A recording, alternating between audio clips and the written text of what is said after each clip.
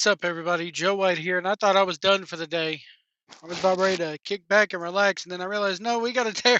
We got more drama to talk about right here. It's Sara Stock, um, who is a former AEW coach, has posted several comments again critical of the promotion. She made a series. This is coming directly from the Wrestling Observer's website. She made a series of posts over the last several days accusing AEW of mismanagement.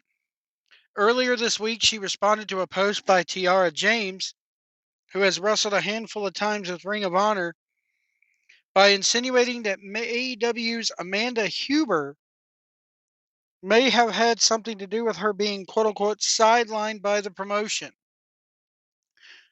Stock wrote to James on Twitter, "Another one falls victim to the hand of hysterical Huber.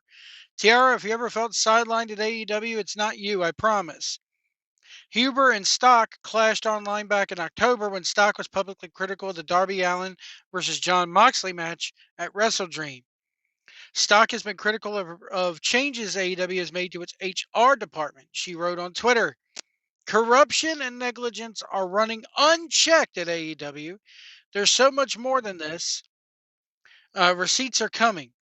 Anyone who doesn't want to listen, stop listening. I don't care. In the meantime, talent and company safety continues to be put at risk, and to line the pockets of Kosha and Manzoni of all the departments to eliminate." She continues, "I'm calling out corruption. Hi, Karen Fibber Bibber and Chris Nada Manzoni. Sleep tight.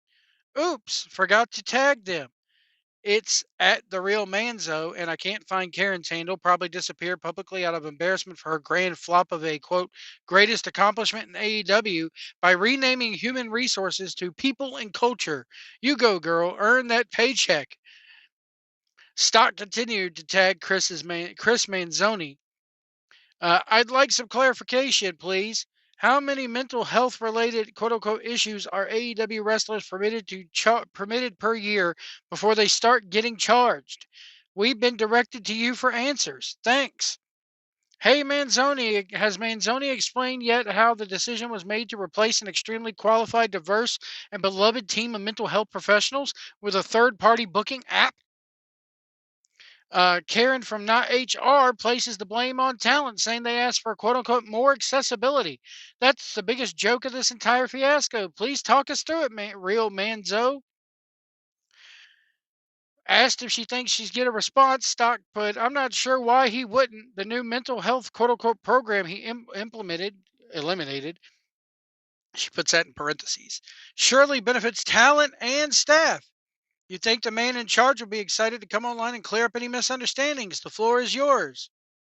She's also critical of how AEW handles the booking of its talents from Mexico. Here's how Kosha Herb Kasha Kirby and AEW took care of Mexican talent. To save on money on flights home between Dynamite and Collision, they'd fly the Mexican talent in on Tuesday, keep them in the country until Sunday, no per diem, no food allowance, and only 1 day/week at home with their family. I was furious when I found out. I addressed the insanity and immorality of that with Kosha, but then I'd have to do it for everyone, was the answer she got. Stock was also critical of AEW's production meetings. Only a small, specialized niche of professionals will understand how disastrous this is, but AEW doesn't have production meetings either. Poor Mansuri, pro of pros, trying to get a minimum of 2 live shows each week on the air with next to zero information. She's talking about Mike Mansuri, the director.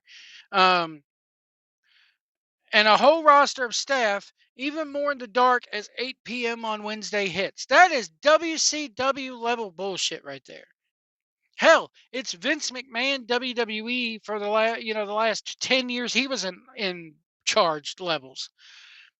The meeting, Q-tip text to the coaches, "We're in TK's office. In comes Swerve or Mox or Darby or Christian or Jericho or Edge or anybody who believes their time matters more than everyone else's. That's how it was 6 months ago. TK spends 45 to 120 minutes with each. Coaches go back to their job with no direction, disgusted at what they're witnessing. Show starts at 8 o'clock. Cross your fingers. Wow. Wow. Wow. And then she says that she wants to chime in and tags Tony Khan. Oh my God. This is crazy, guys. This is crazy. We knew that it was bad, but I didn't know it was that bad.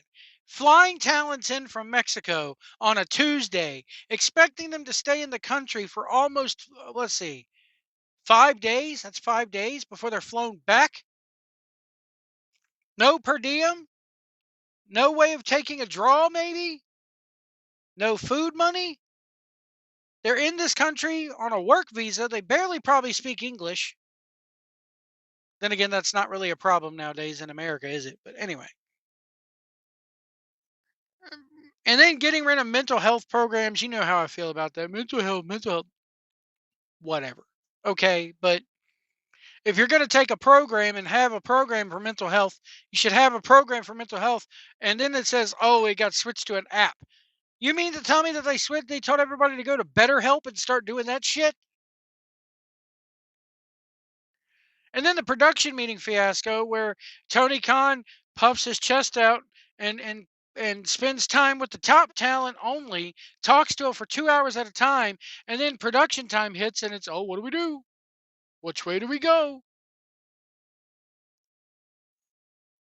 This is crazy, man. And of course, Meltzer's going to address this. I know Meltzer will because it's on his website. Well, she's just disgruntled. It's just one person. Dave, as you would say, they've been saying this for years and years and years. I told you guys, this guy does not know how to run a fucking company. And hysterical Huber, I'm sorry, but the woman, she did lose her husband, but it's been years now. We can't hinge every waking word on John Huber's death. I'm sorry, we just can't. We just can't. We can't let that be the linchpin. Sorry. I see death very different than many other people do. I've lost my mother. I've lost grandparents. I just see death. I've lost aunts and uncles. I see death way differently than most people do now. Anyway, let me know what you guys think about this in the comments below, and we'll see you down the road.